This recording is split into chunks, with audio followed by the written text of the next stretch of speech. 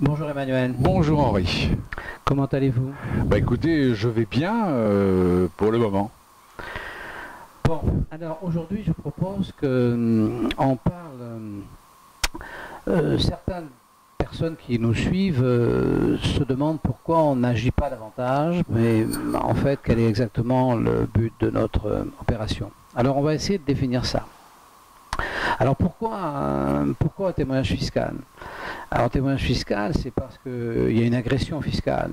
Et donc au départ, on voulait témoigner de cette agression. Alors cette agression fiscale, elle touche tous les Français, évidemment, parce que l'impôt est excessif, tout le monde en est conscient. Mais elle touche particulièrement ceux qui sont l'objet d'un contrôle fiscal. Alors, dans ceux qui sont l'objet d'un contrôle fiscal, on a fait un petit peu le tour des problèmes qu'on rencontre, qui sont des problèmes lourds, qui commencent donc par le fait qu'il y a tout un espionnage qui est fait de tous les Français à leur insu. Ouais. Hein, qui est très au point maintenant, c'est très au point. oui, qui est devenu très au point, oui, parce que effectivement les moyens d'espionnage sont devenus beaucoup plus importants qu'avant, et donc ça permet au fisc d'être plus performant. De savoir où il va, Ouais. en fin de compte. Ouais. Alors il y a ça, il y a ensuite le quota, c'est-à-dire il y a cette espèce de publicité que font les élus autour de la fraude fiscale, parce que ça leur permet de dissimuler leurs propres dépenses, et donc ils nous accusent de fraude fiscale pour expliquer le déficit de leur budget. Hein, ça, au lieu de dire qu'ils dilapident, voilà, ils disent que c'est nous qui ne payons pas. Voilà, c'est nous qui fraudons. Voilà, c'est nous qui fraudons. Donc ça, c'est le deuxième point. Ce qui fait que cette communication étant très au point, elle amène de la part de la population une espèce d'approbation. Et donc celui qui c'est même pas une espèce, c'est une approbation totale. Oui, une approbation, voilà. Et donc celui qui est contrôlé fiscalement se trouve dans une situation, dans une espèce de piège, et ensuite il débouche sur une organisation judiciaire complètement défavorable, c'est-à-dire qu'il passe du statut de condamné d'office, si vous voulez, il passe du statut de contribuable normal au fraudeur. La présomption d'innocence n'existe pas. Il y a une présomption de culpabilité. Et toute la chaîne... On parle simplement pour le fisc. Hein. Pour le fisc, pour le fisc, hein, oui. Et oui, parce qu'au niveau du droit commun, la présomption d'innocence existe parfaitement. Pour le fisc, non. Donc on se retrouve avec toute une organisation judiciaire. Ça part depuis donc cet espionnage qui pourrait être considéré un peu comme une enquête préalable. Et dans le droit commun, quand l'enquête préalable est finie, l'accusé a le droit d'aller la voir. Nous, non, jamais. Hein. On peut pas, c'est celui qui fait l'enquête qui prononce la condamnation, il n'y a pas entre les deux un juge. Ensuite, quand on va devant le juge, on ne peut pas demander des expertises, on ne peut pas obtenir l'analyse par l'extérieur, par quelqu'un d'extérieur. On ne peut pas enregistrer les débats qu'on a avec l'agent du fisc, donc on n'a aucune trace. La justice, quand elle a jugé, n'a plus de trace de ce qui a été dit. Donc tout ça, c'est un ensemble de choses qui sont complètement arbitraires, anticonstitutionnelles, anti-humains, enfin, c'est anti-tout. Il y a absolument rien qui justifie cette chose-là. Rien. Voilà. On est traité, je dirais, d'une manière pire que ne le sont les terroristes. C'est-à-dire qu'il a fallu rajouter, pour pouvoir se battre contre le terrorisme, il a fallu rajouter à la loi de droit commun un certain nombre de choses, mais qui sont rien par rapport à ce que nous on subit. Hein? Donc c'est une position absolument épouvantable. Par rapport aux contraintes qu'on subit sans que personne n'ait à dire quelque chose. Voilà. Surtout pas le contribuable. Voilà. Surtout pas nous. Alors, donc ça veut dire que notre position... pour l'instant, on n'a pas envisagé de résister. Pourquoi? Enfin, on résiste, mais on résiste surtout en informant parce que on n'a pas d'adhésion, on est vraiment dans la position, je pense, où était ce pauvre monsieur de Gaulle, par ailleurs général, en 1940. C'est-à-dire que quand il s'en va en Angleterre, il est tout seul. Voilà. Et là, nous sommes tout seuls. Alors, dire qu'un jour On n'est pas tout seul, puisque le problème, c'est que nous ne sommes pas tout seuls, puisque nous avons de plus en plus d'adhésions, nous avons plus de gens qui s'inscrivent pour recevoir nos papiers, on a de plus en plus de visites, donc on n'est pas tout seul. Par contre, on est tout seul dans l'action. Oui, c'est-à-dire que, bien sûr qu'on n'est pas tout seul. Je parle dans la résistance, on n'est pas tout seul à être touché. On est des tas à être touchés et beaucoup, et beaucoup aussi résistent. C'est-à-dire qu'en fait, le fisc procède de la manière suivante. Il vient chez vous, il prend un surimpôt. Il part du principe que vous êtes coupable. Et donc il part du principe que vous êtes fraudeur. Vous êtes naturellement fraudeur. Il pense ça parce que lui, il sait très bien qu'il dépense trop, donc il se dit, c'est pas possible, ils sont pas assez cons pour payer, donc il triche. Voilà, c'est la pensée du fisc. Donc, puisqu'ils trichent, on va leur foutre une amende de tricheur. Et après, on discutera. Donc, si vous êtes tricheur, il y en a quelques-uns qui sont tricheurs. Mettons, je sais pas, vous avez triché 1 million d'euros. Bon, le fisc arrive, il vous en demande, mettons, 1 million. Hein, ben, vous allez négocier, vous tomberez à 500 000. Vous trouverez que vous avez fait une bonne affaire, puisque vous avez triché 1 million. Mais des gens comme ça, tricheurs, il y en a très peu parce que c'est plus possible. Il y en aurait peut-être davantage si c'était possible, mais c'est plus possible. Il n'y a plus d'argent liquide, c'est payé par carte. C'est beaucoup plus difficile de tricher, voilà, c'est ça que je voulais dire. C'est très difficile. Donc, objectivement, il n'y en a plus. Bon. Donc, ce qui fait que quand le fisc arrive chez des gens qui ne sont pas tricheurs, le réflexe des gens, c'est pas d'aller négocier, c'est de dire, mais attendez, c'est pas juste, et de se retourner vers la justice. Et là, ils rentrent dans un espace qui va être désespérant parce qu'ils vont se faire... Non mais avant la justice, donc le fisc produit un redressement, on est bien d'accord, augmenté de pénalités, de mauvaise foi, d'intérêts. Donc si en théorie il vous attaque sur, c'est ce qu'a démontré le Poisa et que nous avons vécu nous-mêmes, moi je l'ai vécu, donc on se retrouve avec une dette qui n'est plus du tout en rapport avec la soi-disant fraude. On est assassiné véritablement, et là, comme on n'a pas vraiment fraudé, puisqu'on n'a pas de réserve, on ne peut pas la payer. Mais bien sûr, c'est-à-dire que le fisc emploie la méthode bien connue, qui, je ne sais pas d'où elle vient exactement, mais qui consiste à dire, bats ta femme, si tu ne sais pas pourquoi, elle le sait. Oui, mais ça c'est un proverbe arabe. Bon, voilà. Donc, si vous voulez, c'est la même chose. Le fisc dit, assassine le contribuable, si toi tu ne sais pas pourquoi, lui il le sait. Ouais. C'est ça l'histoire. Donc, si vous voulez, le fisc pense que c'est légitime. Voilà. Oui. Et que donc, puisque vous êtes un tricheur, il n'y a pas de limite, vous expliquerez. Ouais. Et en fait, comme la plupart des gens ne sont pas tricheurs, moi je vois bien les gens que j'ai au téléphone, les gens qui viennent vers nous, ils n'ont pas triché. Donc leur réflexe c'est de dire mais moi j'ai rien fait, et de se retourner vers la justice et de dire regardez ce qu'on me fait.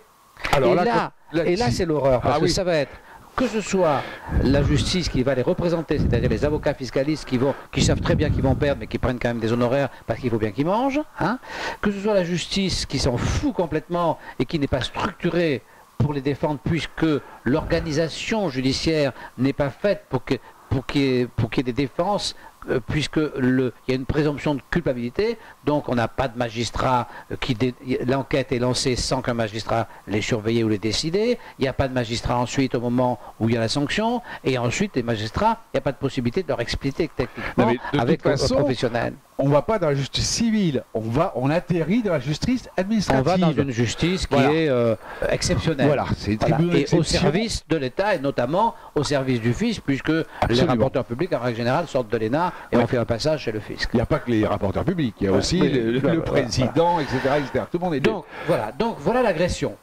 Alors, on nous dit, résistons. Alors nous, on dit oui.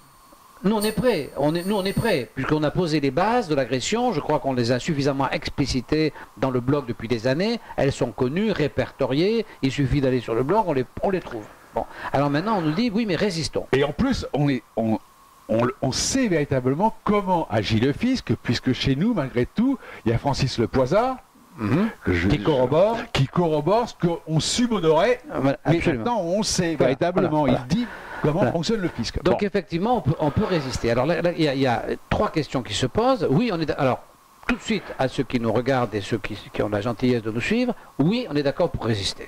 Oui, on est d'accord pour structurer quelque chose. Alors 3 questions se posent, c'est comment, jusqu'où et jusqu'à quand. Alors, ça, donc comment? Déjà comment? C'est-à-dire comment structurellement on peut résister? C'est-à-dire résister, ça ne consiste pas à prendre des adhérents sur une association, leur faire payer une cotisation puis qu'il ne se passe rien. Résister, ça veut dire monter un combat de résistants. Ça veut dire des gens qui s'impliquent, des gens qui font ce qu'il faut pour résister, c'est-à-dire qui jouent gros. Moi, je vais mettre dans 2 jours sur le blog les conclusions que j'ai faites dans laquelle je m'en prends à un magistrat du tribunal administratif parce que j'ai mis en jeu une société à moi qui va être détruite uniquement avec pour objectif de pouvoir enregistrer des contrôles fiscaux. Et je n'ai pas abouti. Donc, et les conséquences, maintenant, je les paye. Donc ça veut dire que j'ai résisté, je continue à penser qu'il faut impérativement enregistrer les contrôles fiscaux, il faut absolument enregistrer le débat oral et contradictoire, mais pour l'instant, ce n'est pas possible. Donc ça, c'est une résistance. Donc la résistance, c'est ça. Ça veut dire qu'il faut que dans les régions, il y ait des phénomènes de résistance, et là, nous sommes prêts à les aider. Alors, donc, ça veut dire quoi? Ça veut dire qu'il faut que vous preniez contact avec nous. Sur le blog, vous avez, en bas, je crois, il y a marqué contact. Voilà. Vous nous écrivez et vous nous dites, ben voilà, moi je veux résister, je suis d'accord pour résister dans ce combat. Vos motivations, bon, alors, vous nous expliquerez. On se déplacera, on viendra vous voir, on essaiera de monter une petite structure. Il faut qu'on monte un peu partout des structures, parce qu'autrement c'est pas une résistance. Autrement, si vous voulez, c'est profiter. Oui, on pourrait profiter de vous dire envoyer une cotisation, puis vous allez voir ce que vous allez voir. Que vous voulez qu'on fasse? Pour résister, il faut avoir des cas, il faut avoir des combats. Pour résister, il faut ouvrir des procès, il faut se battre, et il faut ouvrir des fonds. Oui, mais il y a la peur du fisc, hein. La peur. On est en train de parler de la résistance. Oui, je sais bien, mais pour résister, il faut vaincre sa peur du fisc. Eh oui, mais c'est une peur légitime, hein, parce qu'ils sont extrêmement dangereux. C'est quand même pas des gens... ils sont très très dangereux. Donc là, moi je comprends parfaitement que les gens aient peur du fisc. Donc c'est vrai, je pense que quand on résiste, c'est dangereux, hein, c'est sûr que c'est pas facile. Hein. Bon, donc je crois que ce qu'il faut faire, c'est que vous nous contactiez, vous nous disiez, comme a dit Henri, si vous êtes intéressé pour résister. Si vous avez la volonté de résister, sachez que nous, on est prêts à vous aider. Nous, on témoigne et on résiste à notre niveau. On est tout à fait prêts à... confédérer les gens qui résistent, parce que je suppose qu'il y en a d'autres dans leur coin qui résistent aussi, parce qu'on n'est pas les seuls. Hein. Alors aussi, une petite aparté sur, Henri, vous avez pondu un truc sur les contrôleurs, sur le palmarès des contrôleurs fiscaux. Oui. Alors il faut expliquer quand même que justement, si vous n'êtes pas satisfait, et aussi si vous êtes satisfait du contrôle fiscal que vous avez eu, donc de votre contrôleur, vous pouvez le noter. Alors voilà, apparemment. Donc, alors, explication. Donc si vous voulez, nous avons, par rapport au fisc, lorsqu'il vient chez nous, le fisc a toutes les informations sur nous, on n'a aucune information sur lui. C'est pas normal. Donc on a au moins une information qu'on pourrait avoir, si on se regroupe, c'est la qualité du contrôleur qui vient nous voir. Exactement comme quand vous arrivez dans une ville, avant d'aller au restaurant, vous pouvez très bien consulter tel ou tel guide qui va vous dire ce restaurant ils sont sympas, c'est bien, celui-là c'est un torboyau. Voilà. Donc ça n'a pas, voilà. Donc ce palmarès, c'est un palmarès qui est fait pour vous dire, voilà tel contrôleur, moi il est venu chez moi, il a été correct, pas correct, gentil, compétent, pas compétent, etc. Donc chacun de vous qui avait un contrôleur qui est venu chez lui, vous pouvez, en allant sur cette partie du blog, vous cliquez, et vous verrez, il y a un petit truc en bleu, il y a marqué notez votre propre contrôleur. Et là, vous rentrerez le nom du contrôleur, le département, et vous le notez. Alors évidemment, ça n'est pas dirigé personnellement. Ça ne peut pas faire l'objet de notations qui seraient des vengeances personnelles, des choses comme ça. C'est pas du tout ça. Hein. C'est quelque chose de très technique. Les questions sont très techniques. Donc à partir de là, on aura un peu une image de la qualité du professionnel qui vient vous voir. Est-ce que ce professionnel est compétent? Est-ce que ce professionnel a l'esprit ouvert? Est-ce qu'au contraire, il est refermé, pas fatalement compétent? Est-ce qu'il est loyal? Est-ce qu'il n'est pas loyal? C'est des questions qu'on se pose et c'est très important parce que quand vous êtes face à un contrôleur, autant savoir comment il est. Donc, si vous voulez, on est bien d'accord. Il n'y a pas d'attaque personnelle. C'est simplement une appréciation professionnelle, comme on peut avoir une appréciation d'un garagiste, d'un coiffeur, d'un médecin. Et vous pouvez faire ça anonymement, pour ceux qui... Bien sûr, ceux qui ont peur. Voilà. Oui, voilà. Bah, tout le monde a peur vis-à-vis du fisc. Mais non, tout le monde n'a pas peur. Oui, on voit ce que ça... Bon, bref. Alors, on va parler un petit peu littérature avant de se quitter. Alors, je voudrais vous conseiller un livre qui est tout à fait intéressant, qui est M. Bertrand Alamel. M. Bertrand Alamel a écrit un livre qui s'appelle « Culturellement incorrect ». Culturellement. Culturellement. Oui, c'est ça. C'est pas ce que j'ai dit? Non. Qu'est-ce que j'ai dit? Culturellement, enfin... Ah bon. Culturellement incorrect. Donc c'est très intéressant, c'est-à-dire que ce livre met en cause les sommes fabuleuses qui sont dépensées dans la culture et qui sont un fantasme politique et qui ne font pas la démonstration que ça apporte quelque chose. Et dans ce livre, on s'aperçoit que malheureusement... Si, ça apporte à certains. Oui, non, ça apporte, c'est un argent qui est dépensé, mais ça n'apporte pas, restons sur le niveau purement intellectuel, on ne décolle pas de 5 à 10% de gens qui s'intéressent à la culture, point. Qu'on soit dans un pays où elle est énormément financée ou qu'on soit dans un pays où elle n'est pas financée, le résultat est exactement le même. On n'a pas davantage de qualité et on n'a pas davantage de nombre de gens qui s'intéressent à la culture, quel que soit le système en place. Donc c'est le tonneau des Danaïdes. Donc ça veut dire que ce livre est très très intéressant, il est bien écrit et je le crois, je le crois honnête intellectuement. Oui. Voilà. Donc je vous le conseille. Autant laisser la culture libre. Voilà. Que de la subventionner. Bien, eh bien écoutez, on vous dit au revoir et à la prochaine fois. Voilà. Allez, au revoir.